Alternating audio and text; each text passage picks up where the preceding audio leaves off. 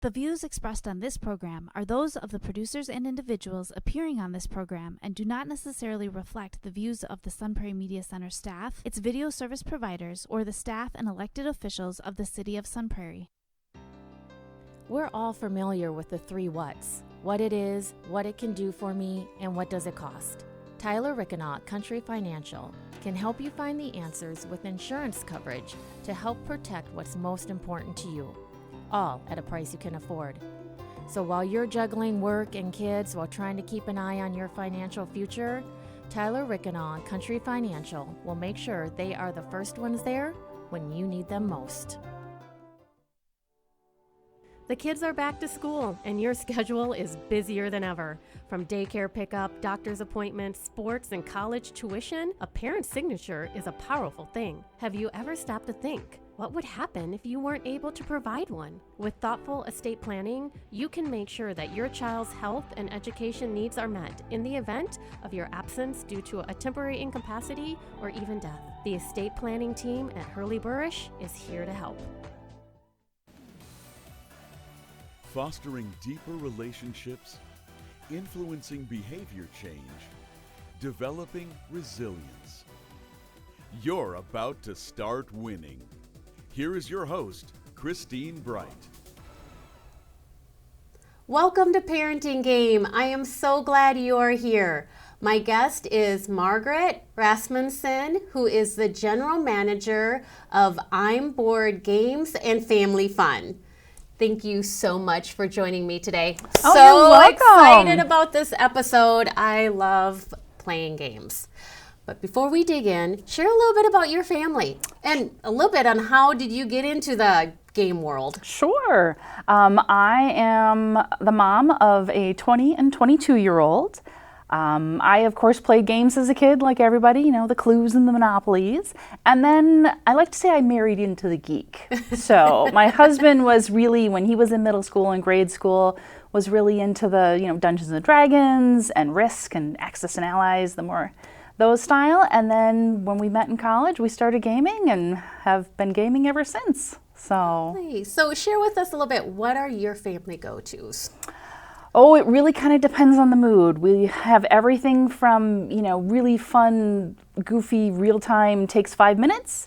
And then at the moment, we're in the middle of a large campaign of Lord of the Rings Journey into Middle-earth with my 2 kids. Oh, wow. So that each session takes about an hour, hour and a half, and we've been doing it for about 3 years now. Oh my goodness, that's so great. I mean, I love games. I think it's a great way to connect. I work with behavioral kids, and it's a great way for them to calm down, learn some social skills. So I am just a big fan of the positives of board games. The big thing about gaming is, I mean, not just for kids, but even for grown-ups, it's a great way to sit around the table, and I like to call it a little social lubricant. You know, when you sit down and you play games, you're not talking politics, you're not talking, you know, anything. You know, you can let the worries go away and you can just focus on the game and having fun. Yeah, and you really do get to know people. I have been surprised over the years with some of my friends that I've played with, the ones who I did not think would be as competitive as they were. And ones who were very, follow the rules and very particular. So it really does bring out some personality traits that you may not see all the time. It does. It does. And again, a lot of that depends on the games. Yeah. The ones that, you know, there's specific ones, we call them social deduction, where you're not sure who your friend is or who your enemy is. Those can be really fun playing with someone who you think is a rule follower and very straight-laced. And it turns out, no, they're the traitor. Yeah, so, in a heartbeat, yep, 100%. It's very fun. So today I brought some of my games for the set that I love to play. So when I was a kid and we grew up on Uno, that was our family go-to. And I didn't realize it until about a year ago, working with families and kids, like all the kids I've worked with, I've got them hooked on Uno. Uno is actually one of the first games a lot of people play. Yeah. It's just, you know, it's still fun to play even as a grown-up, but it's just, I don't want want to say it's simple, but it's elegant and just very pure. Yeah, and So- you know, they so young. You know, as soon as they start learning their colors or numbers, or even if they don't, like they're learning like how to match. I've had littles on my lap, you know, while I'm playing with the bigger kids. Uno Attack, big fan. Big fan of the spit and out cards. Puts a whole new twist on it. And then another favorite of mine is the gestures. I love games that get you up and moving animated, and it comes with a trophy. It does come with a trophy. Come on, like who doesn't want to win, you know, the trophy? And there's only one. There's not a trophy for everybody, so there's only one in there. And then my family, when we get together for the holidays, telestrations. Telestrations is, when you look at the party games and specifically, there are going to be, we like to think of it as a family tree. You know, everybody's, you know, familiar with Pictionary and things like Apples to Apples, and they really have branched out as far as they take little twists of each game. And Telestrations is Pictionary meets telephone. Yeah. I don't know about you guys, but when we play this, we don't keep score. I don't even know how to keep score. Yeah. It's all about, it comes back around you and it gets goofier and goofier, and you just you end up laughing a lot. We were chatting a little bit before we started, and this one is my abs will be sore the next morning when I played this with my family. And then we'll get, if somebody's lingering a little too long and the timer's done, you know, we're like, you gotta stop. So we can get very loud and animated. Well, with and this the game. worse of a drawer there is, the better the game is. So people are like, well, I can't draw. I'm like, perfect. I know, that makes it so much better. And then it's almost kind of a bummer when it does make it all the way around. You know, like what the initial word was is how it, and you're like, oh, wah, wah. Well, So but much- there are times where it goes off the rails and then somehow magically comes back on the rails. So you got to go through and look and see what happens. It is. So- It's a fun game. And then you brought, you know, classic cards. It's just a deck of cards. So what is your go-to with a classic deck of cards? I play a lot of cribbage with my mom and my sister.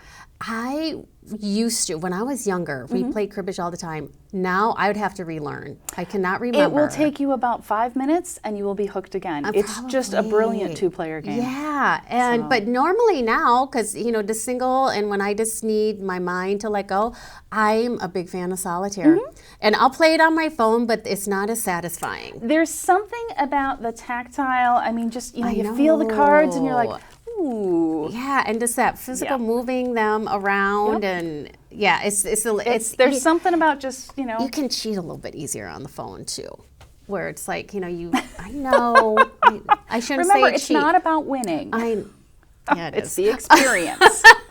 See, if you're that way, I'd make you sit down and we play a cooperative game. Oh yeah, Where we're working see, as a team to beat the game. I'm And the there's some one- that you would like. Probably, and I probably love them for the kids that I work with. When I have newer friends, you know, they see me as this very laid back and happy and stuff, and then they get me into a game and they're like, whoa. Whoa. And I'm like, yeah, I am very, very competitive when it comes. You should play war games then, because then the whole goal is to crush the other person. Yes, So- absolutely. So we're going to get into discussing, when I was researching and getting ready for you as a guest, like, you know, very aware of all the different types of games out there. Did not know there's like genres, like music. It's like games fall absolutely. in genres. So it was very, very interesting. But, you know, we still are talking a lot about, you know, COVID, you know, coming out of that. What were the trends that happened in the world of board games and games during that time? Well, one of the big things that happened is, I mean, you know, people were stuck at home. And a lot of times, you know, a lot of our customers, you know, would play the more intense, longer term, you know, games that would last 3-4 hours. You know, the rules explanation's a good half hour, and, you know, suddenly they're at home with their family who does not really want to play one of those games, thank you very much, or at least start with one. And so they'd come in and get games that were not necessarily easy to learn how to win, but were easy to learn how to play. That's the great thing about games, is there's everything from the, you know, 8-hour long taking over the universe games to the fun 5-minute games. You just have to find the game that fits the mood. So when you're introducing folks to games, people who maybe played, you know, Candyland or Monopoly growing up, there's a whole world out there. You gotta find the right one to introduce them. And of course, puzzles. People got into puzzles big time. Yes, you had and shared that. Yeah, it was. It's still a little tricky to get the exact image you want because there's still a very high demand for puzzles. Oh, So- God. Well, I got into laser cut puzzles with a friend of mine, which puts a whole new challenge into it, and just a way of thinking, because now you're looking for these pieces that fit like little characters. Yep, and they'll have. yeah, it took a while. Like the first couple, I was pretty frustrated with, because I think my mind was set for a typical jigsaw puzzle, and this blows that out of the water. It does. You have to think a little bit differently. Yeah, but once that started triggering, I'm like, I started getting a little addicted to them. So, so that's good to know too, that you guys carry the puzzles along with the games. So let's get into like categories of games and how they fall. And I sometimes think as parents, we don't realize that we can be intentional and purposeful with the games that we're bringing into our family. Absolutely. So you had given me a couple categories like gateway games, social games, strategic games, and party games. So let's start with a gateway. Sure. Again, it depends, what games you're familiar with. Most people have got a copy of Monopoly in their house. And then the big thing is probably about 20 years ago was when the big trend, because Settlers of Catan came over. That's a game a lot of people will recognize because like the Packers play it. Some folks in Hollywood will play it. So it's a game people have heard. And that brought over this whole style of game that was different than what we had here in the United States. They're sometimes called Euro games or German style board games. And because in Europe, it was always a family game. In the US for a long time, it was just things that kids play. That has probably changed in the last 5 to 10 years, and that it's become more of a family thing, and that grown-ups will go and have a game night even without the kids. So I like to kind of, there's a category I personally call gateway, some other people do in the industry also. I like to describe those as games that are easy to learn how to play, but hard to learn how to win. So things like Ticket to Ride is in there. Some people may have heard of that one. That one's becoming more popular. Usually the rules take about 5 minutes to explain, but you'll still play the game, 5, 10 years later, because there's lots of different strategies and different ways to win. And the neat thing about that is there's so many different themes that you can choose. If you want to build a zoo, or if you want to, hit as many national parks as you can, working your way across the states. There's lots of different things that you can do. One of the things I like about the games themselves is you can bring so many different things to it if you're looking from an educational standpoint. There's an awesome new game out called Her Story. Okay. And again, it's very easy to learn how to play. It takes about 5 minutes. But what you're doing is you're collecting these little symbols to get these cards. But the cards are actually going to be 120 historical and current women, and on the back is all sorts of history about them. Oh, wow. So, it'll be names people recognize like Frida or Dolly Parton, and then there's names that I hate to say as a history major, have never heard of. So again, if you're looking from an educational standpoint, you can learn all sorts of information about these women, and then turn that into a class project if you wanted or something like that. That's awesome. So then we go into the social games. Social games are going to be things, like I said, the social deduction, where you're trying to figure out who's your friend, who's your enemy.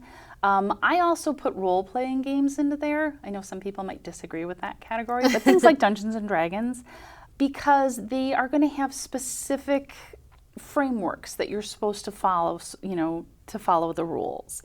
And I know for some folks who have a harder time interacting socially, it's nice to be able to sit down and go, okay, these are the rules I'm supposed to follow for the next couple of hours. And it breaks down the barrier to meeting new people. Because again, you're a dwarf cleric. Yeah.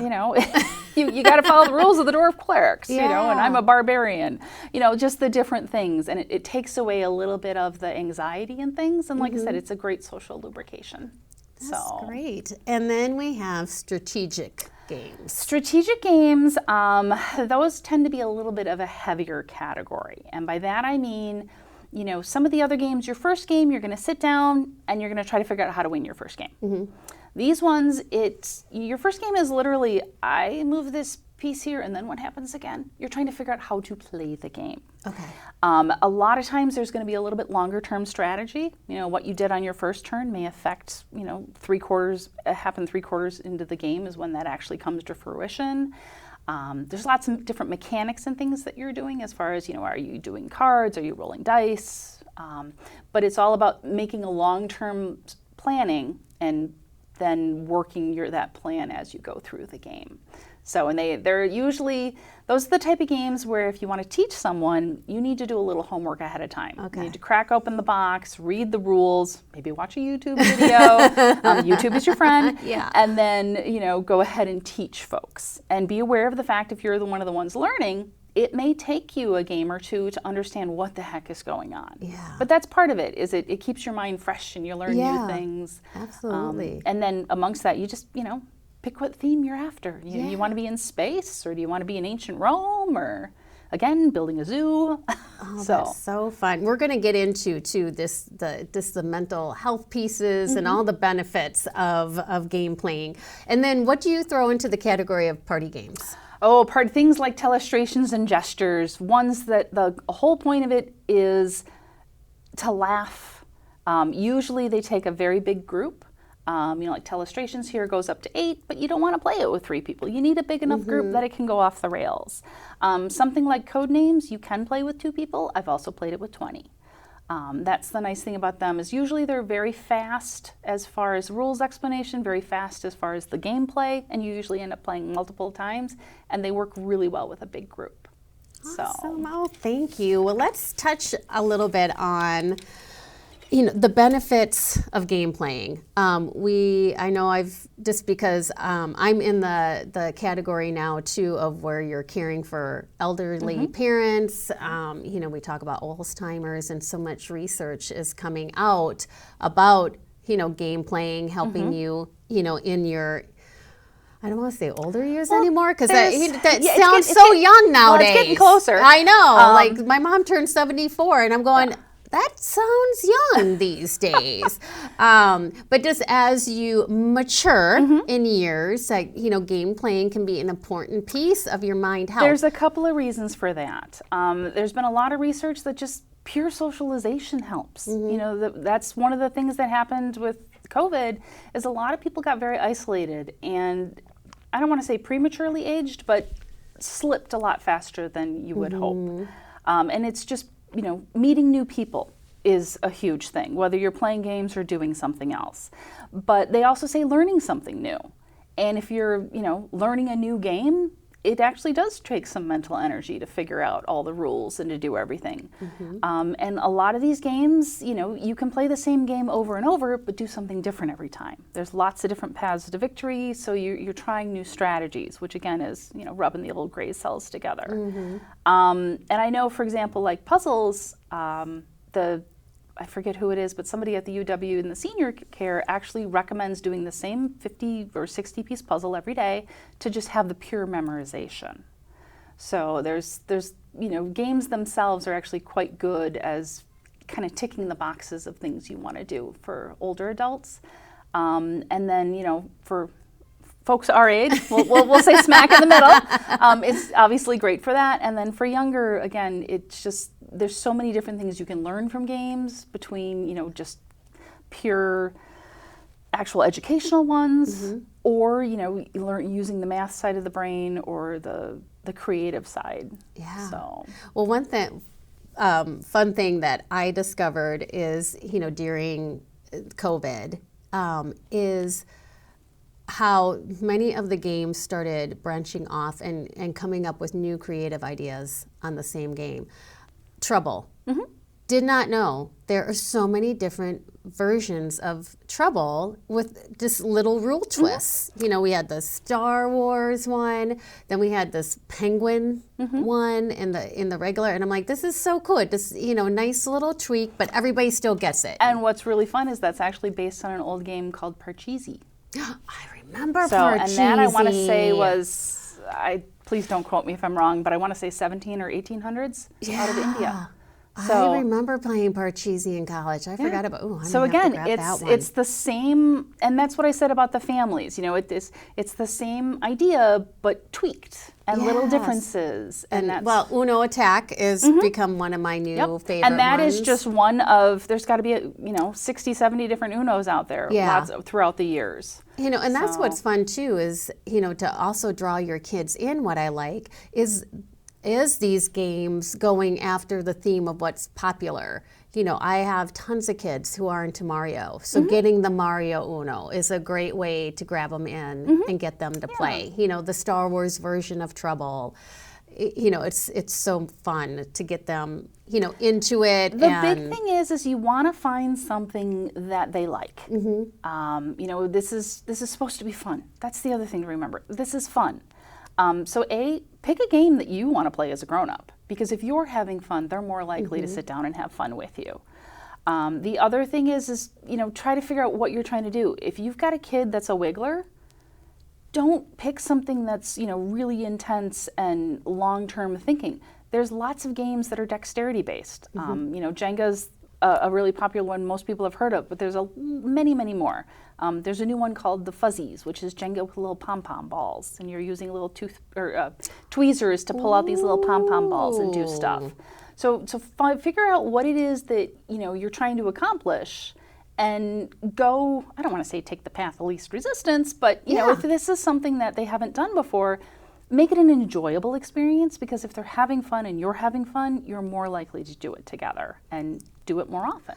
Well, another game that, and I know there's other ones out there, but what's it called? Conundrum, where you had the different tasks that you had to do, like you have the molding, clay, and I think maybe cranium. Okay. That's it. That was really fun with, especially when you got a lot of kids that have different skills. Like you got the more mathy one, and then you got the more creative one, and then they can pick what challenge they want to do.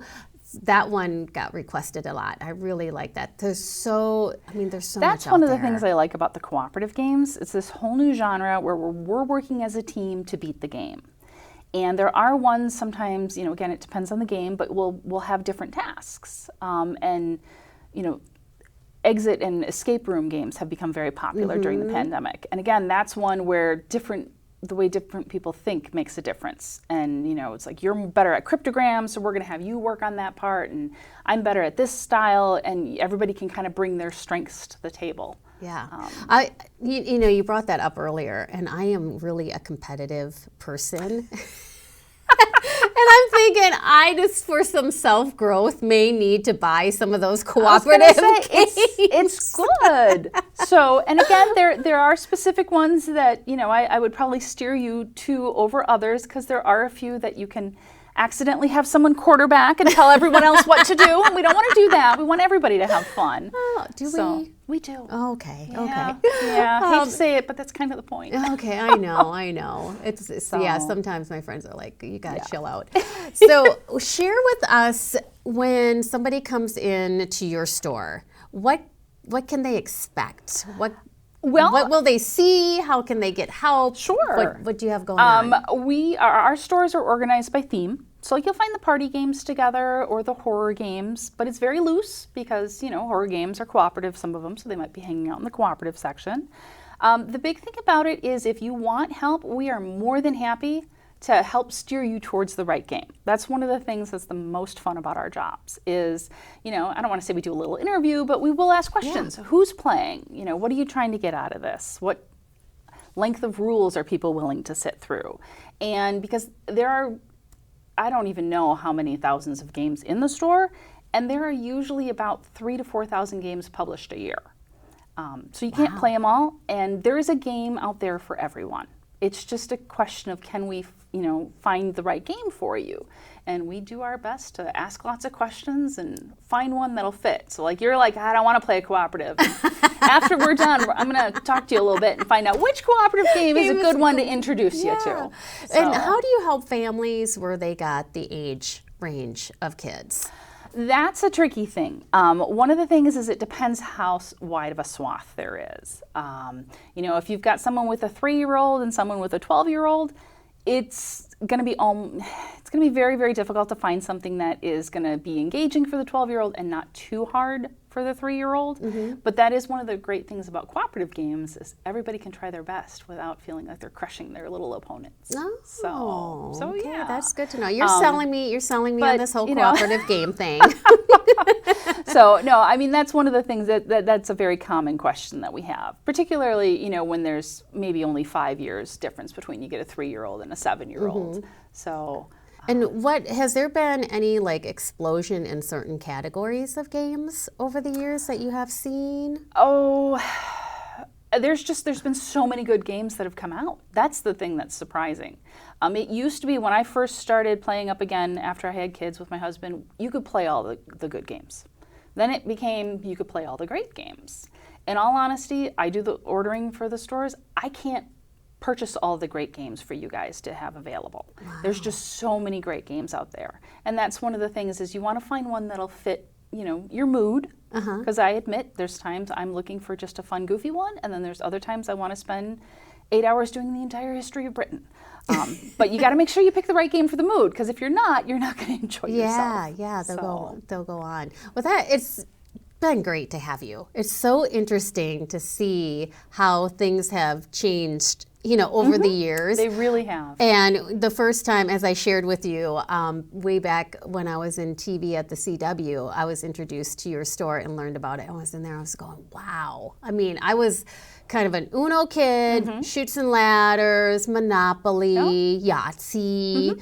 And still one of the best sellers. Yeah, and I'm walking to the store, I'm going, holy cats. That's the big thing is people come in and their eyes get really big and they get a little scared. Yeah. And you don't need to. Are you going to like all the games that are out there? Of course not. I don't like all the games that are out there. But it's all about finding the one or the few that are going to work great for you, and that's what we're here to do. And trying something new. And trying something new. Well, thank you so much for your time today and all the information. Welcome. I appreciate it. And now I gotta get ready for my little lecture on cooperative games from you. Yes, this is good.